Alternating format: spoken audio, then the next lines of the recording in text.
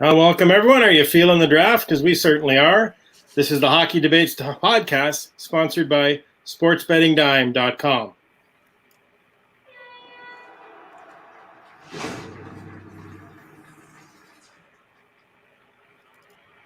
Good evening, everyone. Welcome to our 3-hour NHL entry draft special. I'm Bob Duff, and as always, the HockeyDebates.com podcast is sponsored by sportsbettingdime.com. Your leading source for odds, sports news, game predictions, and tonight, draft information. If you're looking to see who's the favorite to win the Stanley Cup, the Hart Trophy, who's going to go first in the NHL entry draft, this is the place to be. SportsBettingDime.com has all the information. We're going to talk about some of those NHL entry draft odds tonight, and we're also going to leave you a link in the description of the show afterwards so you can check out SportsBettingDime.com yourself. And right now, I'm going to introduce my partner in crime, Kevin Allen, the Hall of Fame hockey writer, and he's going to let you know who's on our panel tonight. Good evening, everyone. As Bob said, I'm Kevin Allen, and this is a collaborative effort tonight with HockeyBuzz.com. We're joined by their panelists as well. As many of you know, I appear on that show as well. And, of course, I appear on a different podcast, the True Grit podcast with Tom Laidlaw, who's down at the bottom of the deck there, but never. So anyway, you know Tom, of course, he's a former NHL player, played for the New York Rangers and Los Angeles Kings, and now he has this True Grit lifestyle. And last weekend, of course, he went out on maneuvers, or he went out and took part in a live ammo. What do you call it, Tom? Was it it's tactical training with the Navy SEAL teaches us some tactical training. So I saw that. It's pretty interesting. Yeah. Hey, Kevin, 1 second though. Are you going to a wedding tonight, or what are you? Yeah, we're going to talk about that. You just trampled all over my entry, but I appreciate that though. Okay, anyway, my job. And anyway, then we have Mike Agello, who is born and raised in Buffalo, knows everything about the misery of being a Buffalo sports fan. But he is a Toronto Maple Leafs beat writer, and nobody does it better, does a tremendous job there. And, of course, you know him as Eklund of HockeyBuzz. I know him as a good friend and family man, and he has been doing this for a long time now. It seems like it was just yesterday, but it's over a decade that he's had HockeyBuzz.com. 15 years in this year. Yeah, and Kevin, I am just an expert on misery. So that that's the misery of being a Buffalonian. It's the misery period. But anyway, as Tom pointed out, I am dressed not the way I usually am for a podcast. I've put on a suit and tie. But really, what I wanted to stress is I'm wearing a white shirt. And people don't wear white shirts anymore, not very often, unless they're on Wall Street. But, you know, in 1963, when they held the first draft in Montreal, I'm reasonably confident that when Sam Pollock took Gary Monahan with the first pick ever in an NHL draft, I'll bet he was wearing a white shirt. So that's why I'm wearing a white shirt tonight in honor of the first draft and Gary Monahan being first overall. And Pete Mahovlich, I believe, was number 2. And I think Bob, and no, he wasn't there, but I think he has a story about that first draft. Yeah, I actually talked to Gary Monahan about the experience once, and it was, if you look at what the draft has become, what it was in 1963 was top secret. The NHL teams didn't tell anybody where it was. They didn't tell anybody who was picked. And the players themselves found out. Gary Monahan, who was a high school student then, said he came home from school, and lo and behold, Scotty Bowman and Sam Pollock were sitting in his living room talking to his parents, and they said, son, you've been drafted by the Montreal Canadiens. He looked at him, he said, what's a draft? Yeah. And that was kind of, that's the story of the first guy ever picked in the NHL draft compared to what Alexis Lafreniere or Taylor Hall or anybody you want to name, what they get compared to what Gary Monahan got. But I guess if Scotty Bowman was sitting in your living room, that would be pretty cool. Yeah. And the funny thing about that is years later, the Canadiens traded Gary Monahan in a multiplayer deal to Detroit, and one of the players they got back was Pete Mahovlich. So the first 2 guys ever drafted were traded for each other. And just to make a Buffalo connection here, the last pick in that draft in the 4th round was former Sabre and former Sabres general manager Jerry Meehan. So, I believe he was the first captain of the Buffalo Sabres. So, it's an interesting little drafter. Jim McKinney, Walt McKechnie was the Toronto first-round pick, 6th overall. So not a bad draft for Toronto. Well, obviously, we have one person who was actually drafted by the NHL and probably has a story about that day. Was it a big day in your lifetime? Well, you know the story. I'm a little bit careful with my language here, but I was working on a horse breeding farm up in Guelph, Ontario, and I was cleaning out the leftover waste of the horses in the stalls. And obviously back then, in those days, we didn't have cell phones or anything. And the New York Rangers had drafted me. They called my father at our farm. He then called the other farm where I was working. They called me up to the farmhouse, and my father said, Tom, you've been drafted by the New York Rangers. And I said, well, what do I do now? And he said, well, get back out there and finish cleaning the shit out of the stalls. that was my draft day. And the Rangers called me for months. I finally ended up calling the Rangers, and like, what do I do? And get back up to college, and basically the same attitude, get out of our face and do your thing. So, isn't that what Herbie Brooks said to you on more than one occasion, to get out there and do exactly that on the ice? Yeah. I get beat up all the time. But no, it was funny. The agent business, it was such a big day for the agents too, going to the draft, getting the families there and going through all the meetings and everything, and sitting there at the scoots. And you eventually start off as an agent, you don't have any clients, you're at the draft, and then you get to the point where you have some first round picks. And I was very fortunate to have Brian Berard as the first overall pick in the draft. So we're going to unpack this draft and really get into the top picks in the draft and talk about all the trade actions. But before we do, I wanted to talk a little bit about, for the 34 plus years that I covered the NHL for USA Today, I often got into an argument about whether the draft was the end of one season or the start of another season. Now, based on the fact that the draft order is dependent upon what happens in the previous year, you can make a logical case that it marks the end of that season. But I always felt that it was the point in the year when all NHL teams had some semblance of optimism. Like that year was done, all of your sins have been washed away, and you were starting over. And nobody's lost any games yet. The 82 game, maybe 82, it's a pandemic year, schedule is ahead of us. Nobody has lost any of those games yet. You got a chance to rectify all your problems, or unless of course you're tight to the salary cap. But there's a lot more optimism. So I still argue that today, especially if you're one of those 7 teams that wasn't involved in that terrific 2014 playoff spectacle that we watched. But if you're, the Detroit Red Wings or the Los Angeles Kings, or the Ottawa Senators or the Anaheim Ducks, you're looking at this as not a do-over, but a chance to sort of redeem yourself. And you probably can persuade or convince yourself that, with 2 or 3 moves, we can get back into this, or, this is the real start of our rebuild. And, already today, we've had some moves that are going to impact the season moving forward. The Detroit Red Wings bought out Justin Abdicator, and they had to pay a big price to do that. For the next 6 seasons, they're going to have hits of 1.8 million, 2.3, 2.3, and then 3 years of just over $1 million to get rid of, a contract. When he signed that contract, he was an essential part of the Red Wings, and shortly into that long-term contract, suddenly he wasn't as valuable as he once was, and they've been sort of sitting on that for a while. The Montreal Canadiens got a little more cap space because they waived Carl Alsner for the purpose of buying out his contract as well. And then we have a big trade, and I think this is a big trade. Josh Anderson going from Columbus to Montreal for Max Domi and a 3rd-round pick. Montreal, of course, gets a gritty, tough winger who has shown some goal-scoring prowess, and Montreal gets a more creative player, an offensive guy who may or may not fit well with John Tortorella. We'll have to see. So I'm going to start right here with our panel and get into those moves, and then we'll move into the draft. We're going to have Ansar Khan of M Live talk about the Red Wings number 4 pick. We're bringing in Kyle Woodleaf, who is the editor-in-chief scout of Redline Report.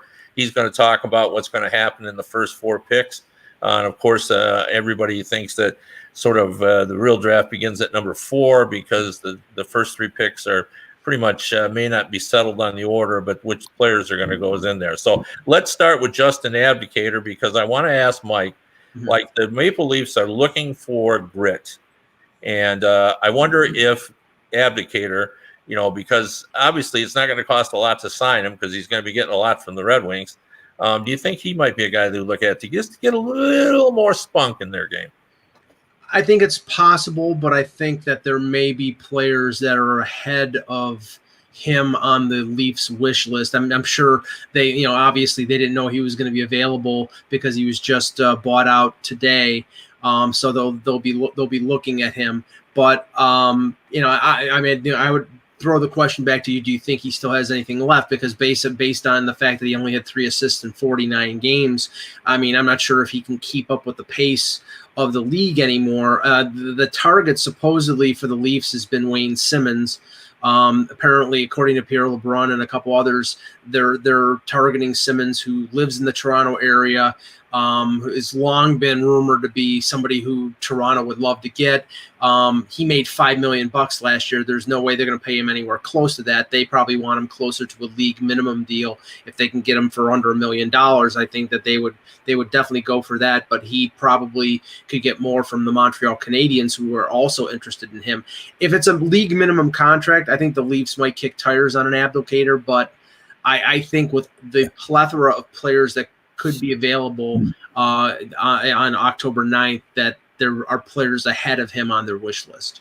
I guess my problem with the Toronto thinking they've got to get tougher. You hear the quotes from Dubas saying they've got to be a harder team to play against. Yeah. See, my problem is if you're just going to go out and get a Simmons or an Abdicator or a couple of guys like that to be tougher players, I don't think that really works unless it's a team tough thing. Like you saw Tampa this year, they went out and got Maroon and players like that were tougher players, but then the rest of the guys played a tougher game too. Yes. So that's like, I don't know if like the Marners and the Austin Matthews are those kinds of players, and that's not a knock against them. They're fantastic players, but Kevin and I have talked about this before, where I always felt like looking at what Dubas had built currently, he was saying we want that run and gun team. Now, is he now saying that he watched Tampa win the Cup after they got beaten the first round last year and they got tougher? Well, then that means I need to follow suit. I would rather the GM says, like, I don't like people follow trends all the time. I'd rather say, okay, we're going to be a running gun team. That's the way we're designed. We can't all of a sudden shift when we bring in a Marner and Austin Matthews and those kinds of players and shift and say, okay, now we're going to become this big, tough physical team.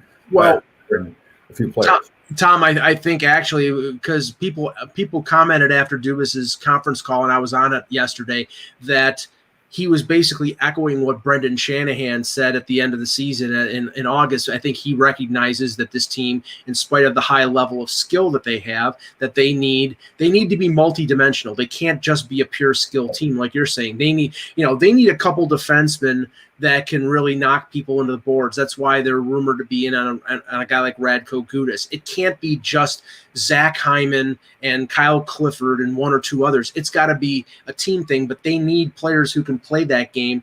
And just like Tampa Bay, not only did they add Maroon, they added Bogosian, they added Goudreau and Coleman. Dallas added Corey Perry, and Andres Sekera, who would help their blue line, and they play a tough game. So I think people recognize that you have to be multi-dimensional to win the playoffs, and the Leafs are a one-dimensional team, and they have to change that. And I think Dubas is going to try to make them more multiple. I guess it's kind of a little bit of an indictment against Dubas, though, because now he's shifting gears. So he's building the team in one direction, and now he's saying, well, that's not going to work. We need to try something different. Listen, that doesn't but isn't that what Tampa did? Yeah, they you're right. Work and they tried. But here's my question to you, and you're the right guy to ask this because you've been in those dressing rooms. Doesn't like 2 or 3 guys make a difference? If 2 or 3 guys are out there, playing hard, doesn't it sort of promote everybody playing that way? Very true. If those other players have that in them, though, like a Mitch Marner, I just don't like. And again, fantastic player. That's just not going to be part of his game. Now, can he play a harder game? But he's not going to be somebody that runs over anybody. Tavares has proven that's really not his game. He'll grind it out. But it's a good point, though, Kevin. You're right. If you get the right players in the locker room, but you got to have the guys that are going to follow suit too. Like you've got to have guys that say, okay, I see now that we're we got some bigger bodies in the locker room there. They're going out and sacrificing their bodies and playing harder. I need to do more of that in my way as well. So, but it's a good point. Now that we're we got some bigger still bodies. not showing up on the Facebook. Now, you, what do you think? What's your thoughts on the Anderson for Domi trade, Tom? Oh, well, listen, Domi has shown flashes where he can be a really good player, but he's shown a lot of other flashes too where he's hardly played at all in Montreal. They're really not much of a role. I like Anderson a lot. He's not going to be a 50-goal scorer, that's for sure, but he's that big body that plays hard all the time. To me, Columbus is taking kind of a gamble here. I would have thought if you're after goal scoring, which is clearly what they look like, there may have been some better options other than Domi, but maybe they know him well and feels like Tortorella can get the most out of him. But when I saw that, I was kind of surprised by that. Yeah, I question this deal, Kev. I look at it and because, Josh Anderson, his value was low because he was hurt last year. He had the shoulder problem. He only scored a goal in 26 games. But if you remember, in that series against Tampa Bay, he was a bull in a china shop, and he was the same type of player against Boston in the second round. He is a tough nut. He is a big player. He's a big power winger. I am sure that that's a guy that Kyle Dubas probably was in on, and a number of teams were in on because they know when he's healthy, he's a tough matchup, and he's skilled enough to be a top 6 forward and play that game. And those guys, they don't grow on trees. So I think Montreal made a really good acquisition for a guy that I don't think they were willing to pay Max Domi what he was looking for, and they weren't going to play him at center because now they have Kotkaniemi, they have Deneau, they have Suzuki. They're all of a sudden they're a lot stronger up the middle. Yeah. I mean, I guess we're going to guess that the Blue Jackets, who are looking for a number 2 center, will try Domi at center. Although I've always felt he was better on the wing, to be honest with you. That I think they constitute a big trade. But if you're Domi, this is a guy that came with a pretty good pedigree. His dad was an NHL player. He started out pretty well in Arizona. He gets traded for a guy who's known more for toughness, and they had to throw in a 3rd round pick to kind of sweeten it up a little bit. Probably 4 years ago, you would have never thought Max Domi would be moved in that kind of deal. I want to ask, the big story of the upcoming free agent signing period are the goaltenders. It could be that half the league, or at least 15 teams, end up with a different goaltending look based on the number of goalies that are available either by trade or through the free agency. And we've already started to have moves, guys. Dubnyk is going to join Martin Jones, and I think that's a flip of the coin who'll end up number 1 there. And then Robin Leonard gets signed for 5 years at $5 million per year. Tristan Jarry is now officially, and we knew this was going to happen, but it's official now that he's the Penguins' number 1 goalie, at least for now, and we'll talk about that in a minute as well. But Tristan Jarry gets that number 1 job, and which means that Matt Murray is definitely the one that's going to be traded, even though that's the way it was. Everybody assumed it was going to be. But guys, there's still some stuff going on in the back rooms. They're trying, obviously, they being the Golden Knights, are trying to trade Marc-Andre Fleury. I would assume that's Pittsburgh. Can I throw out a crazy rumor that I just got, Kevin? I mean, that's what I do, right? Sure. The Lundqvist rumor. Yeah. No. It's a crazy rumor. It's a crazy ass rumor. We'll say that. This is from a source that I trust. I know we've all heard that Lundqvist is pretty much going to Washington, right? That seems like a done deal. That seems like it's a given. Right. But I heard that Colorado wanted him, so he's not going there. We know that Colorado did want to upgrade with him. But there has my guy says that there's been talk between the Bruins and Colorado about Tuukka Rask. Crazy rumor. I mean, we all know that Rask has been, they came out, they said they love Rask, they want to keep Rask. They think he's the greatest. But this, apparently, he said there is something to this. Now, whether or not it gets done or not, but that Colorado has talked to Boston about Tuukka Rask. And if he Colorado make a trade, though, so obviously they've got to give up something, right? I mean, they have to make a trade to make that happen. Yeah, like Braden Holtby, to me, I don't know, you could debate whether the same as Rask or not, but we got a Braden Holtby out there. Why not just sign a free agent instead of going after, now you got to trip. an asset. Because Tom, more than likely, all of these free agents are going to be asking for multiple year contracts, and Rask, like Lundqvist, probably would be willing to take a 1-year deal. And I mean, Rask is signed though, right? Yeah, he's got one year. 1 year. We only got one more year to go. Right. All right. So and that's Make any sense? And that's the issue with Fleury. Fleury's got 2 years left, and I heard some chatter this morning that Vegas is looking for a third team to take the part of the cap hit and then be able to make a 3-way deal to trade Fleury. They don't want to retain any of his $7 million salary because they don't have any cap space. They did that with the Leonard deal because the Leafs were the third team between them and Chicago, and the Leafs retained like $1 million in salary. But good luck in this market with this financial situation. Anybody doing that, unless it's a team like Ottawa or New Jersey or Buffalo that have to get to the cap floor, nobody's doing them any favors. Well, what's Colorado going to have to give up to get Rask, hypothetically? Yeah, that's a big thing. I mean, that's the question. I mean, it's a 1 year. It's only 1 year, so it's not, I honestly, I would think it would probably be, one of the goalies would maybe go back unless Boston's going to go out and sign one of the goalies in free agency.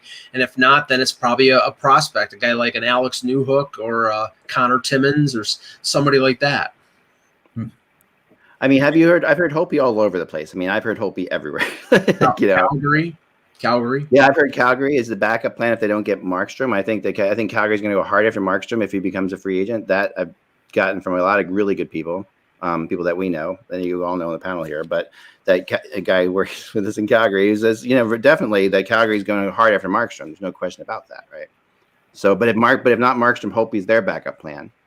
But they're he's a Western Canadian kid, so there'd certainly be an attraction to him to go to Calgary or in Edmonton, I would think, because he'd be close. Well, hey, Mike, can you send Kyle Woodleaf a link? I just sent you it through email, his address. Will do. Okay. So what we're going to do, because we're having some technical issues, we're going to do Kyle Woodley, have Kyle Woodley on here, and then go to. And then we're going to have Ansar Khan as well, and then we'll take a break for a couple minutes, and we'll reboot. Take a break. Then we're going to go through Bob's feed, and we got another way to do it the other way, where you guys will still see it on our feed, but right now Bob can't see it live on his feed, but he can. That's what we're trying to figure out. All right. So, well, technical difficulties, but we'll do Kyle Woodleaf and we'll do Ansar Khan, and he'll talk about the Red Wings. Kyle Woodleaf will give us some update of his forecast for what's going to happen at the top of the first round. And while we're waiting here, give me your thoughts, Eklund, on the San Jose Sharks' decision to anoint Dubnyk as their goalie. I was a little surprised at that. I do. So it's funny because the guy who beat out Dubnyk in Minnesota wasn't like that. There's a connection there, right, to the Sharks as well, right? Who's it? It's what's the guy? Alex Stalock, right? Wasn't he involved with the Sharks, right? Yeah, it was. Yeah. So the Sharks are going and getting. The Sharks gave up him, like they were fine letting him go, and now they brought in Dubnyk, who was beaten out by Stalock. That's a little bit strange. I mean, I like Dubnyk has been, he's been all over the map. Like he's obviously has been like really good at times and really terrible at times. The funny thing about him is, to me, is always, that he was part of that Montreal team that went on that Stanley Cup run with without a goalie. They had the crazy run, but Dubnyk was there. He was without a goalie. Remember that run that they went on? Yeah. Sure. But Dubnyk was on that team, but just sitting like he was like the third goalie, and it's crazy. But we have Ansar. We should bring Ansar in. Well, we're waiting for Kyle, and then Ansar after him, unless you we'll just reverse it. Okay. Let's go Ansar. Yeah, because you're here. Ansar Khan, how are you? Good. How you doing? Yeah, this is Ansar Khan. He's the beat writer for the Red Wings for M Live, and he's wired in. And Ansar, we brought you on for one question, and you know what that question is. The Red Wings will be picking fourth. Everyone says the draft starts there. I'm going to ask my panel to tell me who they think Yzerman is going to take, but I'm going to ask you because you know more about it than any of us. Well, I've pretty much ever since they got the fourth pick, I've been predicting it's going to be Jamie Drysdale, and that's who I predict in my latest mock draft. So I kind of feel compelled to stick with it. But in saying that, I think we can probably eliminate Jamie Drysdale from.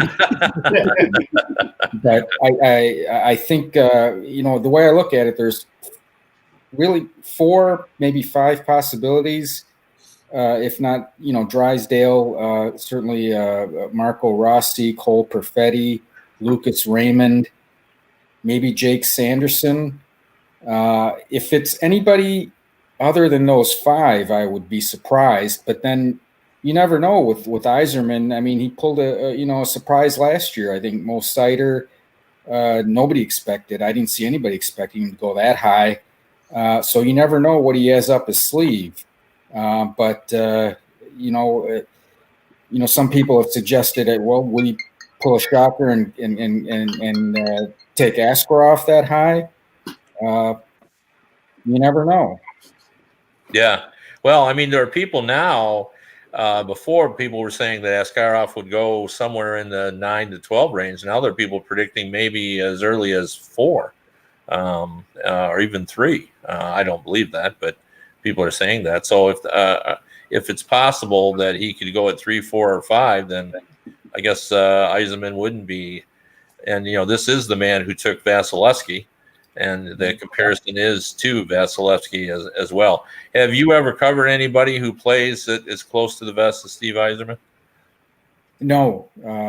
Really, I've only covered Ken Holland. I mean, as far as general managers go, right. Ken Holland and now Yzerman. And obviously, Ken Holland, certainly wouldn't tell you everything, but certainly was much more open and to discussions than Steve, who really keeps not only everything to himself, but also those around him also by extension are more tight-lipped.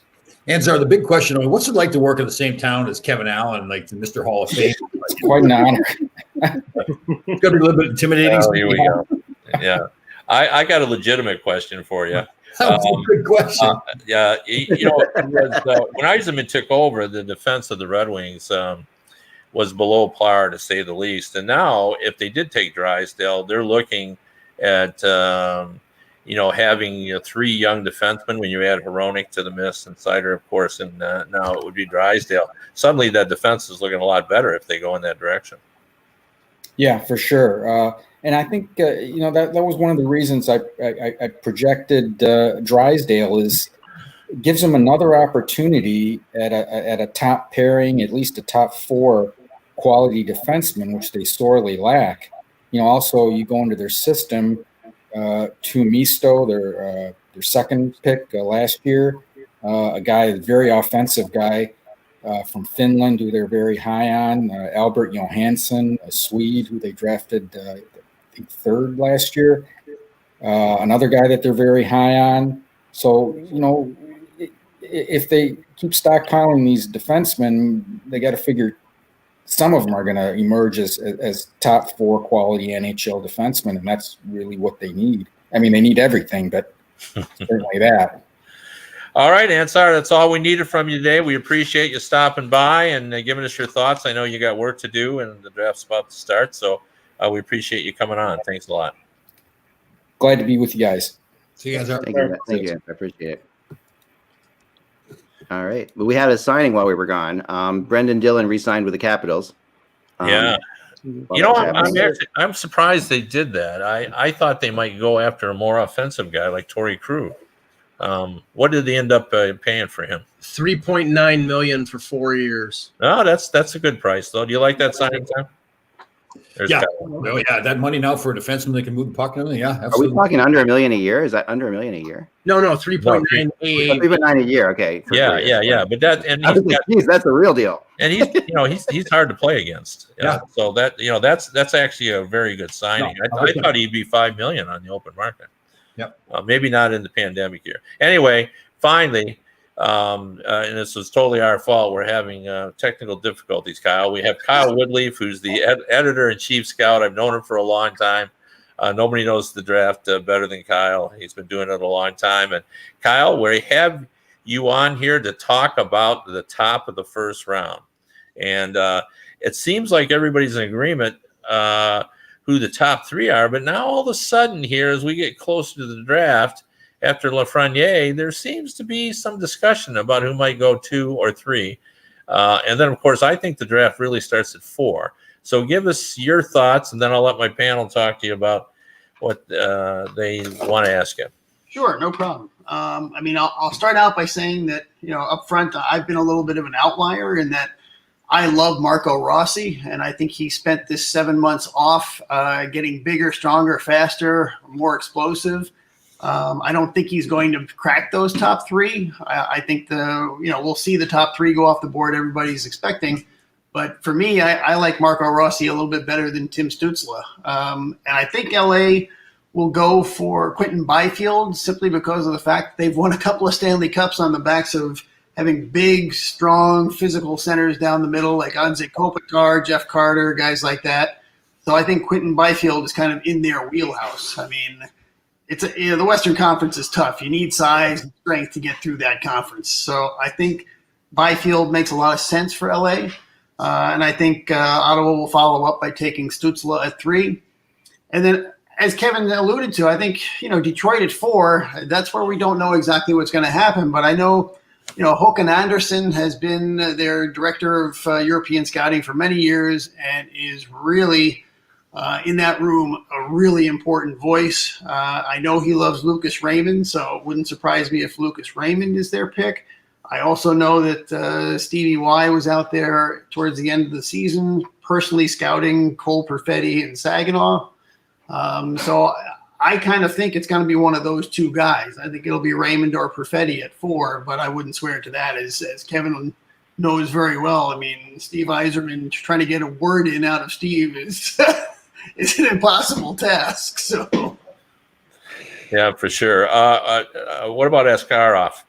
All of a sudden, we're hearing maybe cracking the top 6, 5 or 6. That wouldn't surprise me. It wouldn't really surprise me if Ottawa took him at number 5. I mean, they just got rid of Craig Anderson. They do have a good young Swedish goaltender in the pipeline. I know that they just loaned him back to his Swedish club team for the start of this season. But it wouldn't really surprise me if Ottawa stepped up and took him at number 5. And it definitely wouldn't surprise me if there's a few other teams drafting in the 11 or 12 range who are trying to move up into the 6 or 7 range to get a crack at him. Guys, the floor is yours. Kyle, let me ask you about the defensive picks in the first round. It's generally accepted that Jake Sanderson and Drysdale will probably go in the top 10 at some point.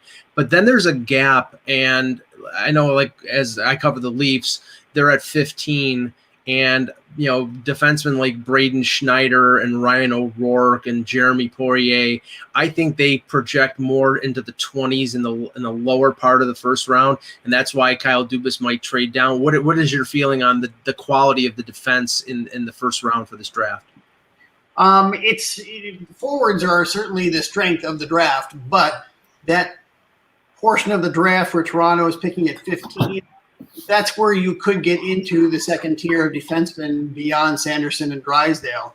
I like Braden Schneider quite a bit.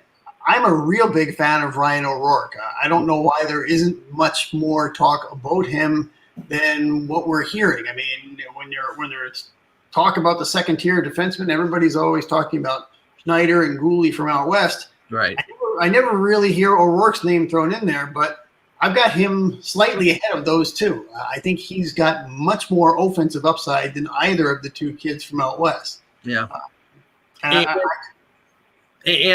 leadership abilities. When I heard he was made captain in the Sioux at 17, and the reason I connect him to the Leafs is because Kyle Dubas seems to love anything coming from the Sioux, so that's always a connection. So, obviously he was the GM there, but I just think O'Rourke. Early in the season, I didn't have him in my top 20, and then I started seeing him more in the second half of the season, and I said, I was thinking about this kid as a finesse offensive defenseman. He's got a lot of bite to his game. He's got a lot of bite in the back end there, much more physical than I thought he was, has good size. I mean, he's certainly not as big, not as thickly built as Schneider is. Right. Not as tall as Goalie, but he's 6'1" and approaching 190 pounds with a lot of bite to his game back One more question. Schneider has been supposedly on Toronto's radar, and I'm sure a number of other teams. And I'm immediately suspicious of a defenseman who he was in his first 2 years in the WHL. He had about 23, 24 points, and then he blew up offensively last year. And if you look at somebody like Luke Shen, who the Leafs drafted 5th overall a few years ago, it was the same pattern where he all of a sudden had that come to Jesus year where he blew up offensively. But when he got to the NHL, he just really didn't have that ability. Schneider is a big physical guy, right-hand shot, and there's a lot of things to like about him, but that sudden growth makes me suspicious about him. Well, you kind of lead me into a point that I've been making quite a bit lately. Really back since March and April, since people were really starting to focus in on the draft when it was going to be held in June. Everybody is talking about what a deep draft this is, and I'm kind of going the other way because I'm looking at our rankings at Redline Report. We've got 9 guys in our top 19 or 20 who are late 2001 birthdays, and not even guys who were born in November, December. All of them were born in September, October, and if they'd been born 2-3 weeks earlier, they'd have been eligible for last year's draft. And that's typically, to me, kind of a tip-off that, if you're counting on 9 of your top 20 being late 01 birthdays, that scares me a little bit. I mean, as you just alluded to, this is Schneider's 3rd year in the Dub. Most of these guys should be getting drafted after their 2nd year. So you really kind of have to take that with a little bit of a grain of salt. Now, having said that, I really like Braden Schneider. I think he's going to be a really good second pairing defenseman in the NHL. But, I don't think this draft is quite as deep as people are making it out to be, just because we have so many late 01 birthdays. Kyle, before we let you go, the draft's now approaching. I got one more question for you. Alexander Holtz, I've had several scouts tell me he's maybe the best sniper in the draft. And yet, when I see the projections on him, I see him going 9 or 10. If you're the best goal scorer in the draft, why aren't you a little bit higher? Good question, actually. I think I've got him at 8 on my list. He's not as well-rounded as those first 5 forwards. I mean, we go with Lafreniere, Byfield, Rossi, Stützle, Perfetti. He doesn't have the natural instincts and the hockey sense that some of those guys have. He's got good hockey sense, but a guy like Rossi, his hockey sense is just off the charts, as is Perfetti. So I have those guys just a slight cut above him, but I do believe he is the best pure sniper in the draft. I mean, you get him the puck from the circles in, it's in the back of the net before he gets the puck on his blade. He's never got the puck on his blade for more than a split second, and it's in the back of the net. I had a big question here. So is there any possibility, over the last couple days, it felt like I kept hearing LA was moving away from Byfield and towards Tim Stützle, right? Like that was something that has been out there, and yet I still hear people saying at the end they all think they're going to go with Byfield. But is there any possibility here that they are trying to play Ottawa, who I think really wants Tim Stützle? Like I think Ottawa got in their head that was their guy. It's possible. It's possible that's what's going on. I don't know how much they could extract in a trade, 3 for 2. I don't think if I'm Ottawa sitting at 3, plus I've got the 5th overall pick, I'm not willing to give up that much to move up 1 spot. To be perfect. But these guys probably fell in love with Stützle because they assumed until like about 3 or 4 days ago that he was their guy. So at some point they might just be like, we'll give him a 4th round pick or whatever to do that. Well, I wonder. And I'm not even prepared to say that that I'm right that LA is going to take Quentin Byfield. I just think that that sort of player is in their DNA, and it makes sense. I agree. Well, Ottawa's got 11 picks. They traded one with Josh Brown, and including 4 second-round picks. So if they're making that ploy, they're probably saying to Dorian, give us one of your seconds so you guarantee getting the guy you want. And I don't think he'll go. Yeah, he won't bite on that. Pierre's not going to bite on that. That would be a lot. Well, Kyle, it's a pleasure always to have you. And if you guys don't know, every team in the league subscribes to Kyle's work. He's very well respected out there. He does an excellent job. If you ever got a chance, put down some money and get the Red Line Report. Kyle, thanks for joining us. Thanks, guys. Good to see you. Thank you, Kyle. Thank you very much. Well, we're getting close to the first draft pick here now. So a little program note here. Bob and I have been working behind the scenes to try to figure out how to get this to everybody's feed in the right possible way. So right now, if you might be seeing this through the Hockey Debates feed, which is leading you to our YouTube feed, but so your chat group isn't getting a chance to chat now. So what Bob and I, the deal we sort of negotiated behind the scenes here is we're going to do the first 90 minutes on this feed and the second 90 minutes on the other feed. So we're going to take a break halfway through the show, and that way you guys can get all your stuff down together that way, and we'll all come back on Bob's feed on your Facebook page, and we'll send all of you guys that are watching now on our feed to Bob's Facebook page, to the Hockey Debates Facebook page to watch the second half of this. From Can you say that again? Say that one more time. Yeah. All right, you got it? You understand what I'm saying? Yeah, I'm trying our best here to get everybody happy. That's why Eklund's on here to say things like that, because I don't understand them all. So. Well, so everyone watching now from Bob's Facebook page, we appreciate it. This is the Hockey Buzzcast normal feed, so feel free to subscribe to Hockey Buzzcast on YouTube while you're here.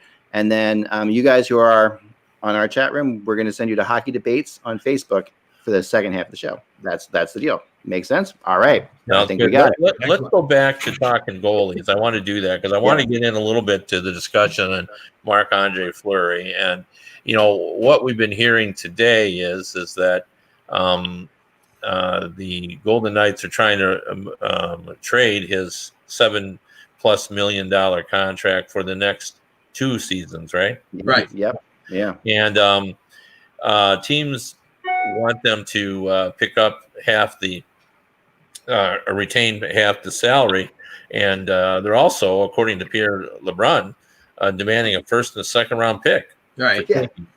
Now because they have no more barrel. That's a big payoff. I'm not so sure you're going to see that, but here's the problem, and this is what I want you guys to chime in. If they don't do that, and they don't, they really need to get rid of all of that $7 million contract because they want to bid on Alex Pietrangelo. Right. But if they don't do that, in order to go after that defenseman they want, they're going to have to move Schmidt on defense, or Alec Martinez, or I've heard Marchessault as a possibility. Certainly Stastny is a guy that I think they're going to try to move as well. And this is a team that's had success coming right out of the gate as an expansion team, but a lot of it has been built on chemistry. This is a team that got along real well, worked hard together. Tom Laidlaw is a big fan of Gerard Gallant, and he thought he had built that chemistry pretty well and was pretty disappointed when Vegas moved him out, even though I think people would say that Pete DeBoer did a pretty nice job with that team coming in. But, who's to say Gerard Gallant wouldn't have done exactly the same? So anyway, give me your thoughts on where you think Fleury is going to go, number one, and two, how are they? Excuse me. How are they going to accomplish that? Yeah. Well, if I'm another team, I'm thinking to myself, with all the other goaltending options out there, I think the world of Marc-Andre Fleury, and he has had some times in his career where he has been fantastic, but he's had a lot of other times in his career where, he lost his job in Pittsburgh to another goaltender. His game has fallen off so often. He's an older player now. If I'm another team, why am I, with all the other options out there, why am I going after Marc-Andre Fleury? I just don't see. Yeah. Like the whole thing with Leonard kind of confused me. Listen, he obviously outplayed Fleury, but to bring him in and then give him that 5-year contract, I guess you got him at I think a real reasonable number at $5 million a year. So yes, that is a good part of it. But you haven't got Fleury moved yet. And I don't know. Listen, they'll probably get something done. But if I'm a GM around league, I don't know why I'm going after Marc-Andre Fleury. Well, did he obviously outplay? I didn't think Leonard obviously outplayed Fleury. Like I felt like he played well, but I thought Fleury played well too. Eck is a well-known Leonard hater. Well, no, I'm not a Leonard hater. Let's get this straight. I'm not. I'm completely. But I'm with you though, Wack. I'm not a Leonard hater, but I'm not all like thinking this is Carey Price or Vasilevsky. No, if I'm a teammate of Fleury's on that team, I'm a little pissed off. It's like this guy's been our guy. Like he is the franchise for crying out loud. But he didn't suck. He was not like he was giving up 6 goals a game. He would come in there and do perfectly fine. Well, what do you think of that? What did you think of the whole Fleury Leonard situation? Well, I probably have to turn in my goaltender's union card for saying this, but I just think most of the time it's just ludicrous to pay goalies tons of money and give them long-term deals because we see it time and again. I think way back to Dan Ellis in Nashville. He had a great playoff series against the Wings. They gave him a big contract. Well, all of a sudden, here comes Pekka Rinne, and Dan Ellis is out of a job, and you've got to pay him all this money. So it just seems to me like as much as I like John Gibson, I thought that was a crazy contract that Anaheim gave him to have that kind of term on a goalie. And, it's just, to me, that's the same reason why you don't take Askarov with the third or fourth pick, because as good as he looks, you still don't know he's going to do it in the NHL. Well, this is the thing. Fleury, his first year in Vegas when they got to the Cup final, he had a .927 save percentage. He was fantastic. The next year, .913, and they played him. They overplayed him. They played over 60 games. Last year, he broke down. He had some injury problems. His save percentage was .905. Clearly, them going out and getting Leonard was what their thought was. This guy's not going to last 2 more years, and we're going to getting a younger goalie. And now they've signed him. Honestly, I think if they're having problems getting another team to retain salary to trade him someplace else, the option is buyout. Because if you look at the buyout, the cap hit is $2.5 to $3 million for the first 2 years, $2 million the third and fourth year, and they don't have to worry about finding a team to take on the salary. He goes out in free agency and finds his own thing, and they save $4 to $4.5 million the next 2 years. It may not be the perfect scenario, but that may be what they fall back on. So really, I just got a text from a GM who I've been trying to talk to all day. He says, finally have a lull because the draft started. Haha. He said teams are trying desperately right now to move bad money. He said it's very interesting. He said it's really interesting. And if they do work on that, by the way. If they do buy Fleury out, so they've got $5 million in Leonard, and if it's like 2 and change for the buyout, so it's really at that $7 million range that you're at before, anyways, with Fleury. Right. They were going to accept $7 million with Fleury going in the next 2 seasons. So if they retain $2 million on him, that's the same cap hit for your goaltending. But if they're looking to open up more cap space, like Kevin was saying for Pietrangelo, that's not enough. You're probably going to have to trade a Stastny or a Nate Schmidt or a Marchessault to make that happen. And that's why I don't think that Vegas is realistic when it comes to Pietrangelo. Yeah. For me, for Marc-Andre Fleury, there's one team basically that it starts with, and that team to me is Minnesota, where we talked about they just moved out their goalie, their top goalie. You got Billy Guerin there, who played with Marc-Andre Fleury in Pittsburgh, who obviously probably agrees with us that Marc-Andre Fleury was a bit screwed in the playoffs. And thinks he's still got something left, and they've got a couple really good young goalies, and so Fleury's 2 years. They had 2 years to give those young goalies a chance to catch up. I think it's just the other side of it though is Guerin was in Pittsburgh when Fleury wasn't playing well either, right? Right. That's true. He was there when they weren't playing well. That's true as well. Well, he's seen both sides, but I think what Guerin understands better than anyone is the importance of Fleury in the dressing room. Yes. And the one thing that his mandate in Minnesota, and I think one of the reasons why he got the job is he basically sold them an idea is, I'm going to change this culture once and for all, because everybody, including Tom and I, have looked at that Minnesota team for the last 2 or 3 years, and you can't put your finger on it, but something is wrong.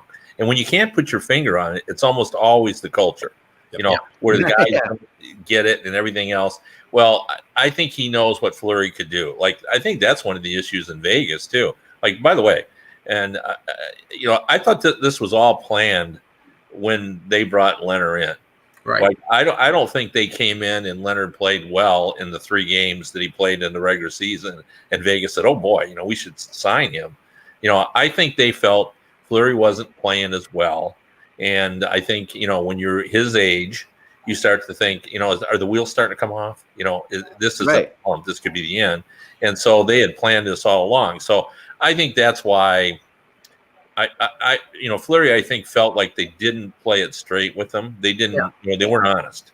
I hope that's not right, because, I've known George McPhee for a long time, and that doesn't sound like him. He's usually pretty direct. Yep. Anyway, whatever happened, he felt like they didn't do. So I agree with Mike. I think the buyout is the best option for them, and then he can pick his team. But I wouldn't rule out a return to Pittsburgh either. Depends on what Bill tells them in terms of, goaltending. You're going to play 50 games. Like, that option's got to be better. Well, but what about the money though? So a third team is picking up the money. Is that? Well, he's going to have, he's going to get his money on the buyout 2/3. So to get whole again, he only has to get a third of what he was getting. He's only going to get a contract, and I would guess it would be incentive laden. So that would be my guess. And we're joined by Russ Cohen of Sportsology. Hi, Russ. Hey, by the way, folks, you're going to hear a lot from Russ. He's our draft expert, knows the draft really, really well. So as we start to make picks, I'll start asking Russ to give us his analysis of players as they start taking out. By the way, we're 6 minutes away from the first pick. Just one little update here to put context into that signing of Brendan Dillon. It came out right after the signing that Michael Kempney is going to be out 6 to 8 months with an Achilles injury. So that means he starts next season on LTIR, and his cap hit, I believe, was $2.75 million. So that money will be, they're right up against the cap, but with that going on LTIR, that opens up most of the cap space created by Dillon's re-signing. So that gives them something. Well, Russ, how was your time over at XM, Russ? We know you're like double timing us. No, it was great. I mean, Shane and I worked together. We really enjoyed it. Excellent. And we're always different. We didn't talk about our list at all, but we're always different. It's funny. You and Shane are like a funny combination because you're absolutely nothing alike. We're nothing alike. No. Like Laurel and Hardy. Yeah. You couldn't be more different than each other. It's hilarious to me. All right. So the first pick, I think we all know what's going to happen, Russ. And I think the thing that we're kind of questioning here, and we just had Kyle Woodley on here too, which was great. And we're questioning the second pick because it's been all over the map. I know. It had for forever. It was Byfield, and now we're starting to hear. Well, I actually heard. I think it was David Pagnotta, who I really think is really tied in nicely, say it's going to be Stützle. What? That's kind of now. Is this? Like I said before, my feeling is that this might be a game that LA is playing a game here, and they know the Ottawa wants this other kid, and they're gonna make him sweat for it. I do think they're split a little. I do think there's a faction in LA that wants Stützle, and I do think there's a faction that wants Byfield. I've been told it's Blake that really wants Byfield. I don't know if that's true. The mayor, though, who used to work for HockeyBuzz, says it's Byfield, and I know he's been pretty plugged into that franchise for a long time. John Hoven, yeah. And so I think there's a good chance for Byfield, but it wouldn't shock me either way. It really depends on what they're looking for. And just because they have all the young centers and like Kupari and Turcotte and Velarde doesn't mean they wouldn't want Byfield because he'd still be the best of the bunch. It's just what you do is you'll make somebody a winger. You probably make Velarde a winger. Right. And then you've got your problem solved. And just so our viewers, if you look at the betting numbers, right now the odds are Stützle is the minus 134 favorite to go number 2, and you can get plus 100 on Byfield. And if I was betting on it, I'd bet on Byfield. I would too. Yeah. I would bet the Byfield too. I feel like that's our viewers understand what we're talking about here. Stützle is considered the best skater in the draft, and Byfield has been compared to Evgeny Malkin. So that's kind of what they're dealing with now. Well, Stützle's also like the best player ever from Austria, correct? Like this is like the other thing. Germany. He's from Germany. Sorry, he's not as good as Leon Draisaitl. So one of the best players ever. Yeah, Rossi's from Austria, but that's what I'm thinking of. Here's what I would say: Byfield has better speed than you think, and it's not just speed for a big guy. He could take a stretch pass and go the length, but he has great straight line speed. Stützle, when I interviewed him like months ago, at least 3 months ago, he had been working on his skating all summer, and he had been working on his turns so he could shake defenders like Tom Laidlaw when they're trying to get at him. And and that's something where he was already a little slippery. If he's a little bit more slippery, I think he's a guy that will get 10 to 15 more points a season. But the problem is Stützle knows he's been working hard on faceoffs and really just played center in World Juniors. If he breaks in the NHL right away, he's not going to break in as a center. There's no way they're going to do that to him. So it would take a long time to see if he could be a center. It's not like Dubois, who got a chance to go back to juniors and play center for a whole season, and then they realized, okay, he could do it. So I give the extra little edge to Byfield because he is a natural center. At the end of the day, if you have a rock-solid natural center who does play physical once in a while, he's not all the time, where Stützle is not physical at all and really doesn't face back pressure. I mean, that's something the DEL guys don't face that. there is a change when they come over here. And so I would give the little edge towards Byfield, but I understand Stützle is the better offensive player. Russ, I think you bring up a real good point. Like in the past, these young players, like when I started, we didn't know about how to improve our game, like improve our skating as much. Now, these kids nowadays, they have all these coaches. So if you see a player with a deficiency in his game and you're a scout, but you like the rest of his game, you can say, well, he can work on that stuff, right? That's a whole lot different than in the past. Yeah, and that's actually, something I brought up earlier is a lot of things that we're talking about with guys was from 7 months ago. But while the pause was happening, they did extra training. And they've been training the whole time, and now some of them are playing and getting to employ that. That doesn't happen normally in a normal draft year. Usually their season's over, they go to the combine, and we're working off of last season stuff. But, some GMs have gotten a glimpse into what some of these guys are doing now, too, and that could change a few opinions. Yeah, good point. You think it helps the guys that are playing in Europe because they're actually on the ice playing in games right now? Yeah.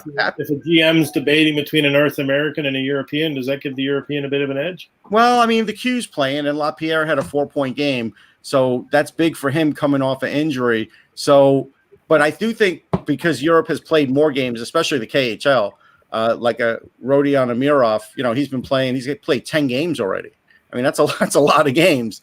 That really helps, and he has 5 points in 10 games. Like, that's something where they could really look at him. And Askarov has played a fair amount of games too. He played a few in the VHL and then played the rest in the KHL. Last time I looked, he had like a 970 save percentage. So, yeah, I still think Europe may have the little bit of the edge, but the Q is playing, so that does balance it a little. Well, you have to factor this in, Russ, because there's been a rabid COVID going on in the KHL. We don't know how the quality of those games. They could be playing the Dynamo Minsk junior team, or the Riga junior, like they had to before. So yeah, that's true, and I agree. I mean, you don't know, but at the end of the day, it's still they're calling it the KHL, so you have to give it some credence. And I'll tell you what, the one thing I'm really upset that Gary Bettman's in Secaucus, because I was really hoping to see his basement. We never saw his basement like we did Goodell. We saw his backyard, and he had a goalie net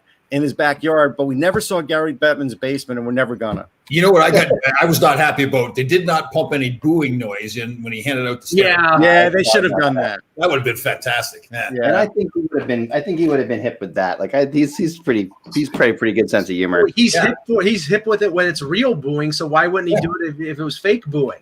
Like you guys, if you're watching the show, it's interesting. He's behind this desk. Okay, so I'm going to show you. So this is him like right now. So it really looks like he's like in fourth grade. Like it's kind of it's kind of like a funny look to it. Like his desk is really not the right size. Like, I mean, he actually looks tall, and that's misleading. He's a spelling bee act. He's being asked how to spell the word beagle. I think he's done a fantastic job, but he's just not a good speaker, right? Like he just doesn't speak well in front of people like that.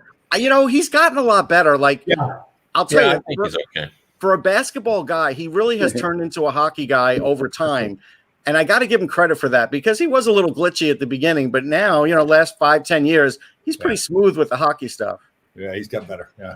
Russ, what's your thoughts? I mean, the draft starts at 4, really. Yeah. Who will the Red Wings take? We're asking everyone else to guess, because that's all it is. I think it's Perfetti. We just got off the show. Shane and I were thinking it's Perfetti.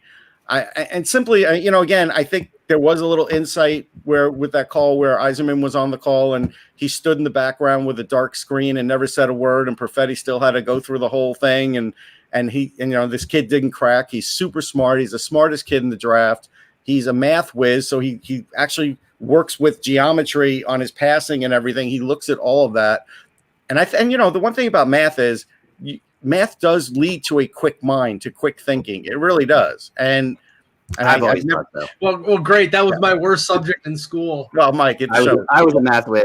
My father was a calculus teacher. I married a PhD woman math. Right, person, and you think about how fast maybe some of her answers are, except for the I do.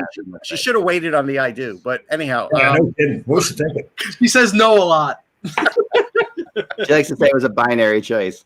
But yes or no.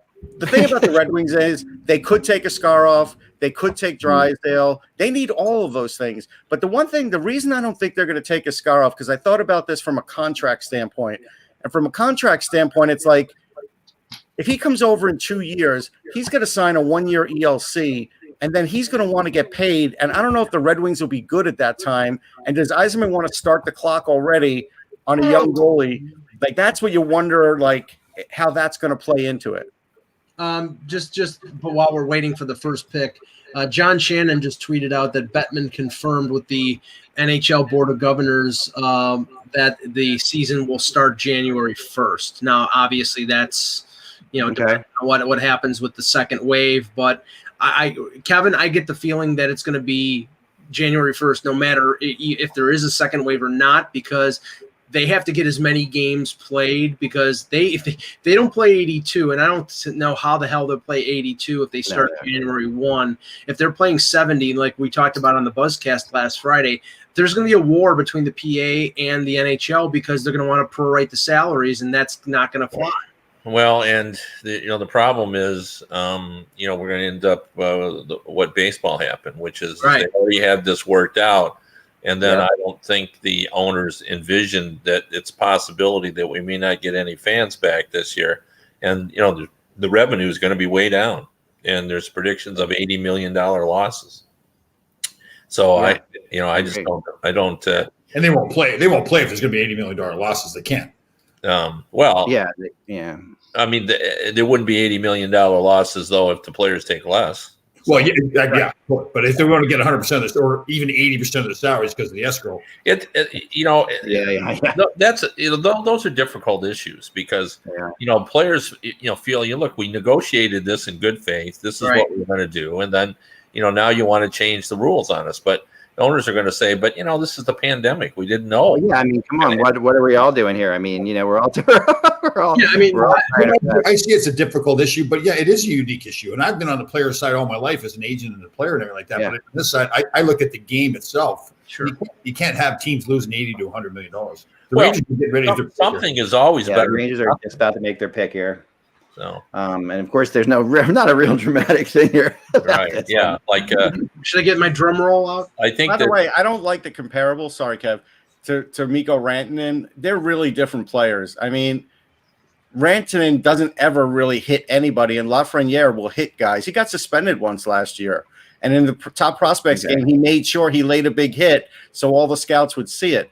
So that's in his game, where Rantanen, that's not in his game. Russ, I don't like the grandiose comparisons. Like I heard on Toronto radio, he's like Stamkos. He's not like Stamkos because he's not a center. The one that I think is most accurate, I've heard comparisons to Jonathan Huberdeau, and that's not a bad. I think Huberdeau, and I think he could be better than Huberdeau. That's the most unsexy comparison you can possibly have. Good. You know why he's not Stamkos? Because he's not a scorer first. And Stamkos is a scorer first, and nobody has a shot release like Steve Stamkos, especially when he was a younger player. Lafreniere doesn't have that. He may fit that, but he doesn't have that. Kyle Woodleaf had the best comparison. He says it's Svechnikov, Andrei Svechnikov. Yeah, I think there's a lot there. I thought that was the best one that I read. So how about a poor, like a not quite Nathan McKinnon type thing? Like to me, like because I think McKinnon's got. I mean, I don't know if he might not be as obviously McKinnon's crazy fast, but McKinnon's got the two-way game that Lafreniere apparently has, and McKinnon also doesn't mind hitting people. Which is like. To me, I think there's half of that there. The only difference is like Lafreniere is a different skater. Like he might be faster overall than McKinnon, but McKinnon's still got the best speed through the neutral zone that I've ever seen. So I think that's the only difference in them.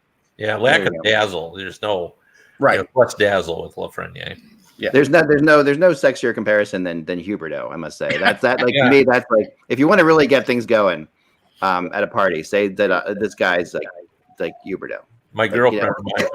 Sorry, I'm nothing against him, but that's not like the first overall pick. I don't want to be compared to like Huberdeau. No, I mean he's he's a good player, but he's also been like trade rumored forever. And I just don't. Huberdeau is not my guy if I'm picking first overall. I don't want to be getting Huberdeau.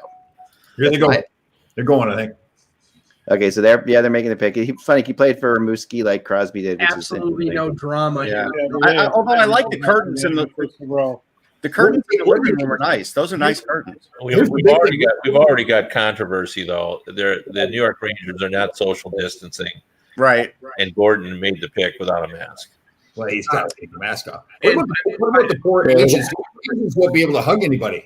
And by the way, I'm not sure if anybody saw the statement released by the Red Wings, but Steve Yzerman was exposed to somebody who had COVID, and he is, I guess he's sequestering himself away from the rest of the Red Wings staff for the 2 days. Yeah.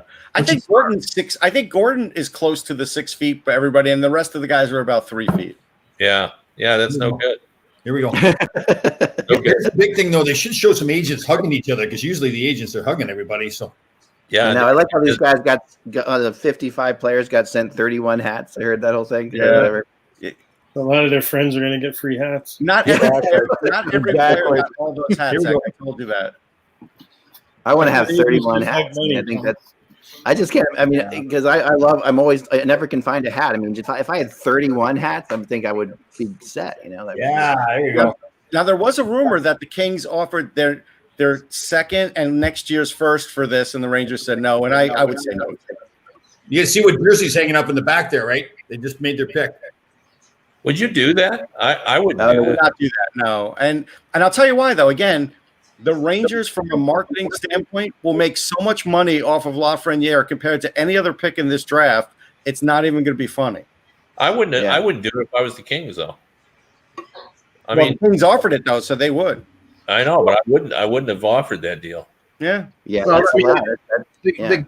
the Kings may have thought for Huberdeau. I mean, would you do that for Huberdeau? Give like a first round draft pick Well, this year and a first Russ, I mean, I've talked to numerous scouts who have said that even though Lafreniere is definitely the best player now, and they think he's going to be the best, it's not out of the realm of possibility that Byfield ends up as a better player. And I guess that's always possible. I don't know if that'll happen. None of us know. It wasn't my comparison, Ak. I'm just telling you what I had heard. Oh, I've heard that too, Mike. I'm not saying I know it's not your comparison, but you guys are right. We're like your second screen today, but I'm going to throw it up there once in a while. There's Alexa Lafreniere's first overall. Yeah. This was the lock of all locks. Yes. This was the lock of all locks. Minus 10,000 the odds of him. So, He gets 31 hats. So if you had a spare $1 million sitting around, you Russ, could. I've got a question. I'm sure our viewers would like to know the answer to. How many of these players will be able to play this season? All right. So Lafreniere definitely. I think Stützle will play in the NHL. Byfield, I don't know if I would force him in. I honestly would like to see him play a year outside of junior hockey, but not in the NHL. Send him to another league and let him play a full season there, because I do think he's missing a little something, and I don't think you want to rush that. I also think that there's a chance you might see Rossi play in the league, because even though he's 5'9", he's really strong, and he's used to pushing around and getting pushed around in the offensive zone. But I don't think you're going to see more than 3. It's possible you might see some guys get a look, though, because of the way the schedule is. And, so there could be 6 or 7 that end up playing like 10 games, and they space them out because their league hasn't started yet. Well, the average is 7. Right. It's 7. It's either 7 or 8, the number of guys that get 10 games. So that would just be normal. Yeah, that would be normal. I'm not sure, Russ. Sorry, Kevin. I'm sorry. I want to get your thoughts on this as a former agent and player. What do you think about starting players young like that? Well, it was never done in the past. And frankly, the guys that I've seen to be successful are really Austin Matthews and Connor McDavid. And they came in and they were mature on and off the ice. Most guys, you look at McKinnon now, it took him, a good 2, 3, 4 years before he became the McKinnon he is today. Now, does that mean he should have gone back to junior? He was probably too good to go back to junior. That probably wasn't going to do him any good too. But if you're going to have a young player in your lineup like that, you're going to have to really, to me, I've talked so much about the culture on your team. And I think that's where maybe the Edmonton Oilers have had trouble with all their top picks, where they just have not built a culture recently. So if you're going to bring those young players in, to me, and this is not a knock against Steve Yzerman, I wouldn't bring a young player into the Red Wings group right now, because they're just not ready. There's not a leadership group in the locker room to guide these. If you're going to go into the Boston Bruins, then I would have a young kid, an 18-year-old, come in, because you got Patrice Bergeron, Zdeno Chara. So it's just, to me, it's the organization they're going to and the culture that they built there. But again, like I said with McKinnon, again, a lot of people think, well, geez, Austin Matthews came in and did so well. Connor McDavid came in and did so well at 18 years old. To me, that was almost, as a compliment to him, that was almost freakish that 18-year-olds can come in and do that well on and off the ice. Let me Anthony, go. Go ahead, Ann. Sorry. No, the one thing I was going to ask with Russ is in terms of the defensemen in this draft, is there anybody that you think could come into the league this season? And I don't believe, based on what I've looked at, I don't think there's nobody that's quite ready to play in the league yet. No, I wouldn't do it. Top of that. But Byfield looks like a butler there. He's got the white suit on. Or James Bond. I thought he looked a little like James Bond. It's a good look. Very good look. The other thing I want to say is I see Mark Yannetti quite a bit on the road. His hair looks darker. I don't know if that's lighting. I'm going to have to talk to him about that. Good call. Not the family, but the Kings are doing a better job of social distancing. Yeah, that's true. I want to tell you a question for you guys. It's kind of interesting about the first round pick overall. There are 13 players that have been picked first overall that have 1,000 points in the NHL. I just want to know if you guys could guess the first. Oh my God, I'm not guessing anything. The highest point getter ever picked first overall. No, I'm not. 1,700 points. Mario Lemieux. Very good. Excellent. Yeah. Chris Phillips. And there's only one team that has 2 players in those top 13, and that would be the Buffalo Sabres, Mike. Gilbert Perreault. Right, and Pierre Turgeon. There you go. 2 guys, 13. 2 guys over. So yeah, the best first pick overall ever, Mario Lemieux. A lot more points with the Sabres than the other, though. That's true. Yeah.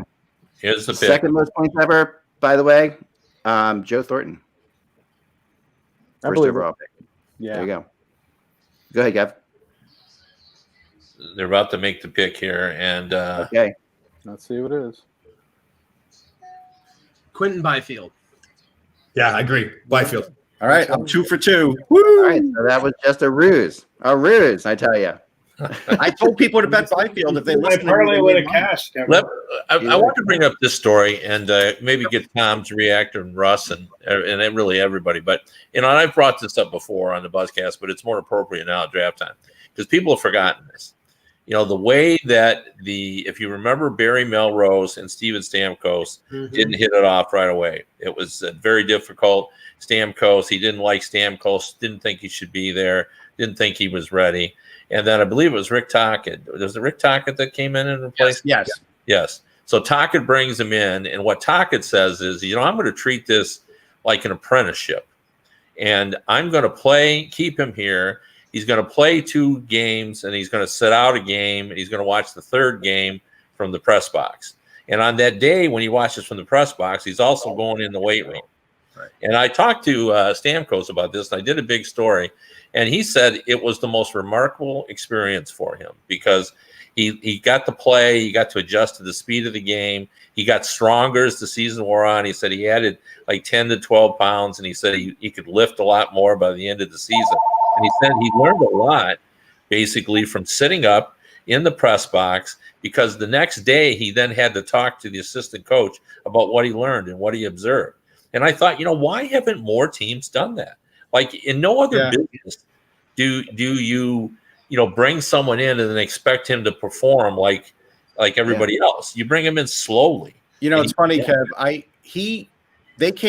Tampa came into Philly, and I remember interviewing Melrose after that game, and I was furious. And I was asking him about Stamkos, and he played him like 7 or 8 minutes and didn't play him on the power play. And I was just like asking him about that. And he was pushing his 40-year-old line at the time with Mark Recchi and maybe Gary Roberts, and I can't remember who else was on it, but a bunch of old timers.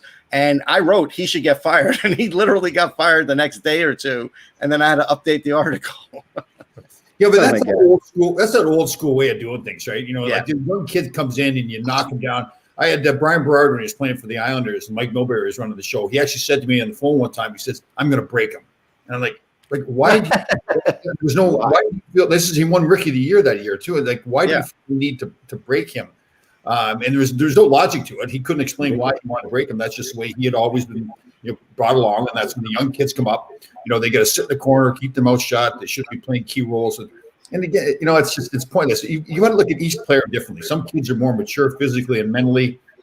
I love what they did with Stamkos, but maybe in some other cases it's different, right? Maybe some other kid comes into camp in better shape. So, well, Tom, consider the source. This is the guy who traded Roberto Luongo to draft Rick DiPietro. Yeah. Okay. Yeah. So I have a question to ask Kevin Allen. Vladimir Putin said if Ottawa drafts Askarov, he will go to a Sens game I don't think Vladimir Putin went to an Oilers game when Yakupov went first. I'm pretty sure he didn't. Yeah. Did Putin really say that? He did. He said that. Task News Agency said that today. Well, it was I thought it was the It was a spokesman. ambassador. I thought it was the ambassador. Oh, okay. But I think he used Putin's name, said he would go. Well, just think though, Eugene Melnyk will be able to sell more seats when that happens because Donald Trump and Hillary Clinton will both be there to visit with Putin. All right, stop it. All right, so moving on from away from that, we're gonna do the first 5 picks of this on this podcast here, and then we're going to be shifting to the podcast for Bob Duff's to Hockey Debates on Facebook. So what we're gonna do is after the 5th pick, we're gonna Resend the link to everybody, end the show, and then all you guys who are on Hockey Buzzcast we'll go to Hockey Debates, and we'll hang out there. For the rest of the first round, right? I hope Bob has refreshments or something for us. Yeah, Bob has a nice, have some for me. So is Pierre Maguire going to put the hat of Shattuck St. Mary's on? Oh yeah.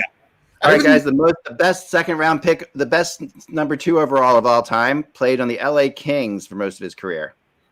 Number 2 overall. Doug's best guy, most points ever by a second pick overall. Marcel Dion. There you go. Followed closely by Brendan Shanahan in number 2. Wasn't Dion picked by Detroit? Yes. He was picked by Detroit. He was picked by Detroit, right? But they played a lot, for the Kings. Yes. Yeah. So I was just saying, so it's Dion. There's only 6 guys, 1,000-point guys that were picked in second, which is interesting. It goes from 12 to 6 right off the bat. You drop down half of it. So you've got Dion, Shanahan, Marleau, Malkin, Daniel Sedin, and Brian Bellows. They're your 1,000-pointers who were picked second overall. How many points did Luke Robitaille end up with? No, he was like a 7th drafted after Tom Glavine. Yeah. Right. It's true. Tom Glavine, I talked to numerous scouts who said he would have played in the NHL without a doubt. Yeah.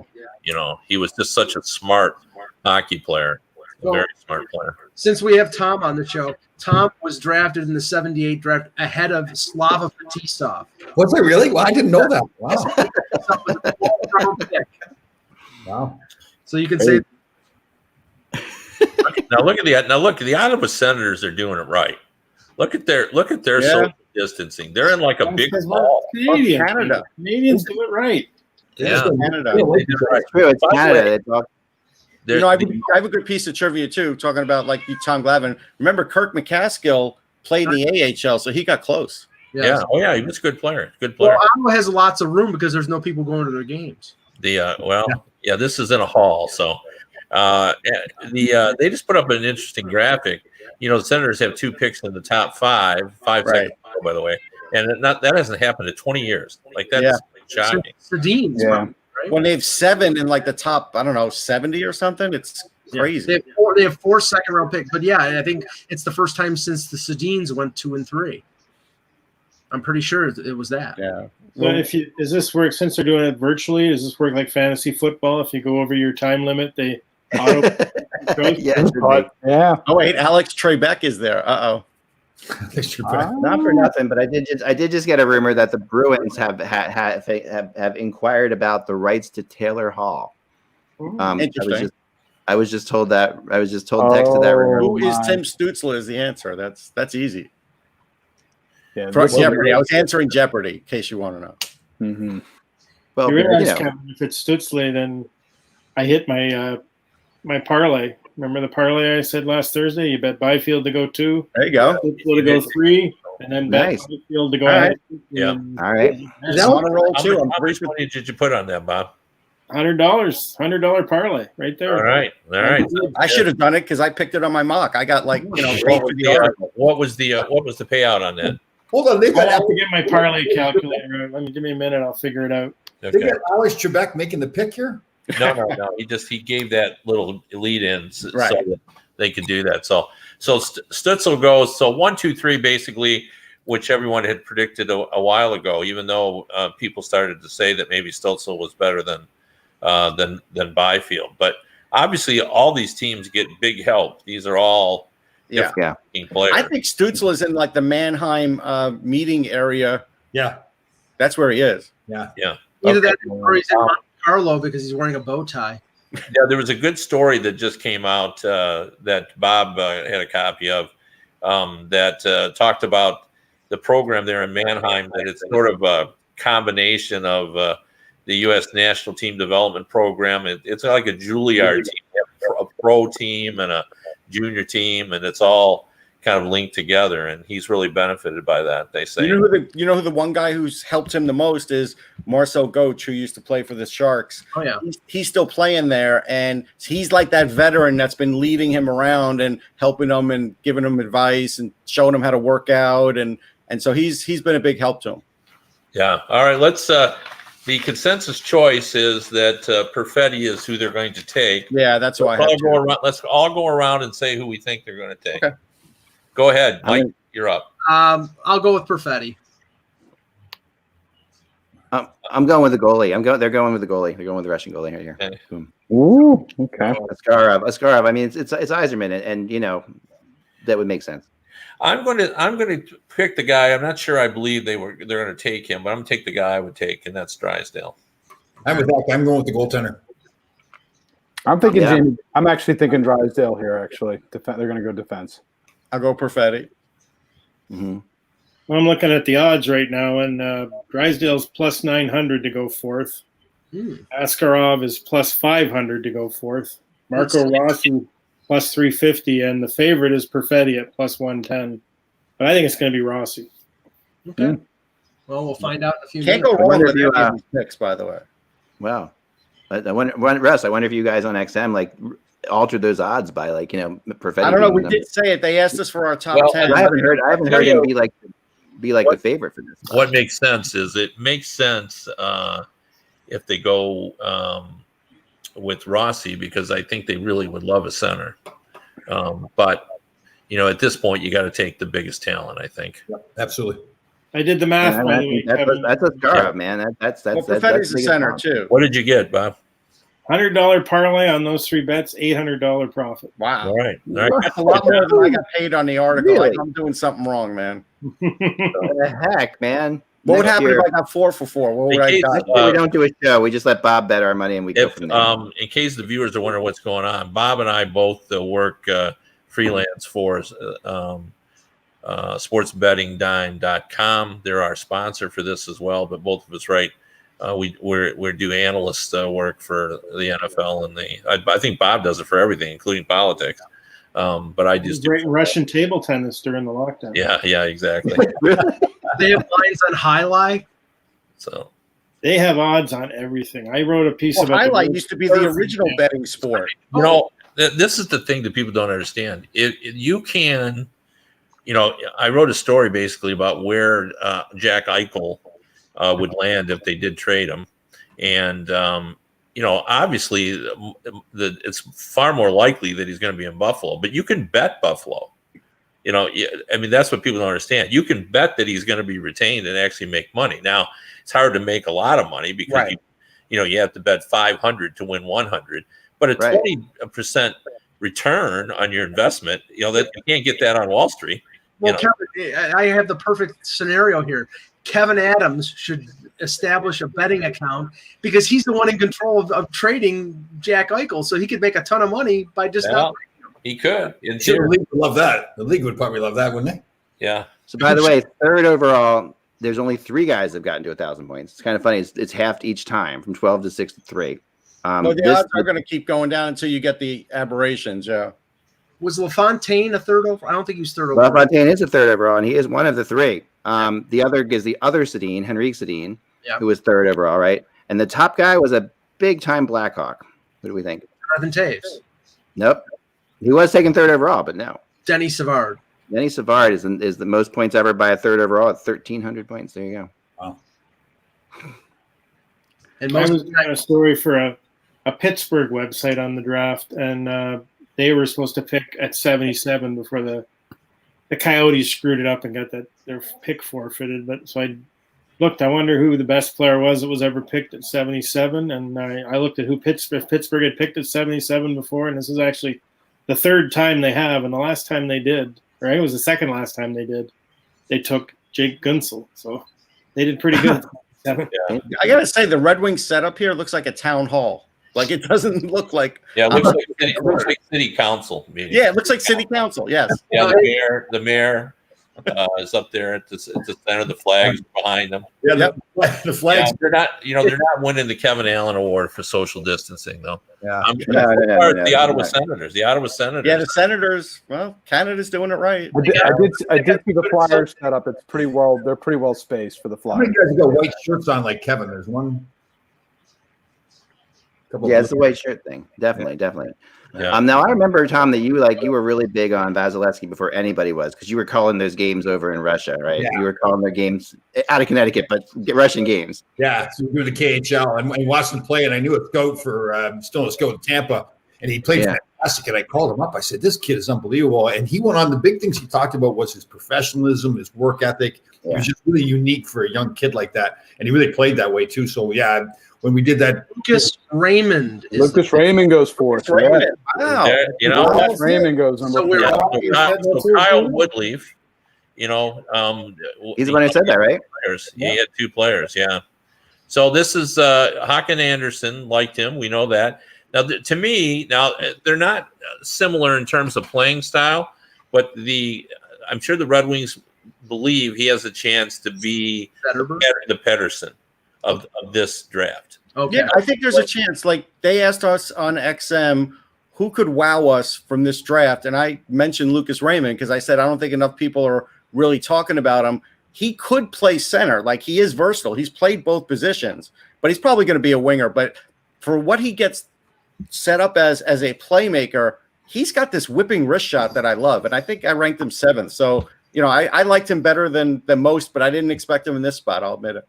Well, the thing about it, expected Yzerman to go off the board. If there's somebody to go off the board, it's Yzerman. Well, that's why I always ask. When I'm being a little bit of a smart aleck when I say what the consensus is Perfetti, because when has anybody ever been right about Yzerman? Right? No, nobody's ever right because he tells. I say only 2, him and Pat Verbeek. Chris Draper may know too, but there's really only 3 people. But Lucas Raymond, when he was 16 years old, people thought he was going to be the number 1 pick overall. They thought Holloway before that. They thought Raymond. They thought, after a while, LaPierre would be in the top 10, but then he had his back injury. Things always change. It's right. Amazing. It's fluid right up until, that draft year. So you always hear stuff. But here's the thing. He has magic, and magic's hard to find. And I agree with that. That's why I think he's endeared himself to the Red Wings is they've seen him when he was special, and, kind of like Pettersson. So I'm not shocked at that. I think that fits the way Yzerman looks at things. No, the top 4th overall pick ever is Steve Yzerman. How about that? Yeah. Now the question is Ottawa's there at 5, and there were probably 2 or 3 guys that they didn't expect to be there with this 5th pick. Is it possible they trade down? I mean, if they I don't think not. You take the pick at the spot and you take the player. I don't know why they wouldn't take Askarov right here. I would. I have them picking Drysdale for the simple fact that he's the best defenseman in this draft, and even though you have Shabbat, we're turning into an offensive league, and Drysdale is by far the best offensive defenseman in this draft, besides being great all around. So I don't know enough about their system. Do they have a goalie in their system? Gustafson, but Dave Gustafson, yeah, they got him from Pittsburgh a couple years ago, but he really hasn't bloomed yet. But Russ, do you think that because Brandstrom is sort of slowed? In terms, they thought he was going to be a lot better. I wasn't as high on Brandstrom. If you remember, we've chatted about him. Right. So, I mean, do you think the progress of Brandstrom is going to be a factor in whether they go defense here? I do, because, again, I think Drysdale could be a top pairing guy. And what am I going to take here? Am I going to take a top pairing guy? Now, Rossi could be a top number 1 defense, a center. But, again, I think that's a bigger reach than Drysdale being a top pairing defenseman. I think he has been made for that position. Like his offense is innate. Like when you see him, Eck put up a great highlight the other day. When he gets the puck in the offensive zone in juniors, he could play keep away and literally make the play he wants. He won't be able to do that in the NHL, but he's very decisive. similar to Quinn Hughes that way. So when he gets the speed going, he knows what he is going to do. He knows, and he likes being the guy that you're going to go after. He loves 5-on-5. Kind of ridiculous. His I'll get that video again. He's kind of great ridiculous. Like his highlight stuff makes him look like a man among boys. It's pretty crazy. Yeah. I mean, they're showing him now. I don't know whether this would be any motivation at all for them, but Rossi, played for the 67, so they're aware of him in that market. But I don't. They also took Cody Ceci, who played for the 67. Yeah, we know how that turned out, Russ. What's surprising is the odds makers are picking Jake Sanderson to go here. He's the plus. If they do it, they're going safe, and I can't kill him. I like Jake Sanderson. He's a great defender, great skater, but he doesn't have the offense Drysdale does. He's a better defender, though. So it's wasn't. And didn't Jeff Sanderson play for Ottawa at some point? No. Hartford, Columbus, Buffalo, Philadelphia. Philadelphia. Definitely played for Philly. I remember. Or at least I got 3 right on the mock. This is where it all goes bad, Like, that's why I don't do them, because it's had this discussion where wild. The way mock drafts are supposed to be done, and it's just been lost over time because because of social media, people feel like they just got to harass you. But the way, you're just trying to get the 31 correct guys in the round. The way I always judge mine is, and I used to average like 26. I'd get like 26 guys, and I didn't have them in the right spots. Right. I had them in the first round. Yeah, no, that's fair. There would be 5 guys or so. There's always 4 or 5 you never get. Yeah, no, and I would always talk to Bob McKenzie, and Bob would get 28. So if you were any good at it, that's what you tried to do. No, that's fair. To get the right guys in the first round. Okay, here we go. This is the pick. 1 second to go. I really hate this blinking light, and I don't like the way they're doing it. It annoys me. Everything annoys you, Russell. No, not everything. I love the draft night. This is the best night of the year. This doesn't annoy me at all, but that does. But the blinking light does. Like Christmas. Everybody. All right. I'm a Hanukkah guy, but whatever. I can't help 7 glorious nights. Come on. 8 but glorious nights. Jake Sanderson's the pick. Jake Sanderson. Wow, those betters, man. Right. Those betters know what the hell's going on. Yeah. I was going to show you the Jamie Drysdale highlights. I was all set. Yeah, don't bother. No, they're right here. No, save them. Oh no, you get these are Sanderson.